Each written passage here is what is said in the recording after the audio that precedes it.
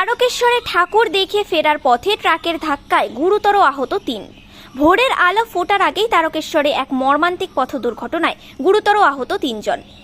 আহতদের নাম মানিক হাইত, বাড়ি তারকেশ্বর ডিগ্রি কলেজ; মঙ্গলদীপ মণ্ডল, বাড়ি তারকেশ্বর নতুন গ্রাম; এবং বলাই সাউ, বাড়ি তারকেশ্বর শরৎপল্লী এলাকায়। পুলিশ সূত্রে জানা যায়, তারকেশ্বরের বদ্রীপুর এলাকায় একটি শ্মশানকালীর পুজো ছিল। সেই পুজো দেখে বাইকে ফেরার পথে বর্ধমান জয়কৃষ্ণ বাজার রোডের চাউলপট্টি মোড়ে রাস্তায় দাঁড়িয়েছিল তারা। সেই সময় ধনিয়াখালীর দিক থেকে আসা একটি ট্রাক তাদের ধাক্কা মারে। ঘটনায় ৩ জনই গুরুতর আহত হয়। পুলিশ এসে আহতদের উদ্ধার করে তারকেশ্বর গ্রামীণ হাসপাতালে নিয়ে গেলে সেখানে অবস্থার অবনতি হওয়ায় তাদের ৩ জনকেই আরামবাগে স্থানান্তরিত করা হয়।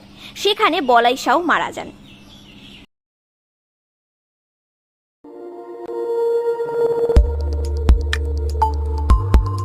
দেখতে থাকুন নিউজ প্রাইম টাইমস, আপনাদের সাথে, আপনাদের পাশে।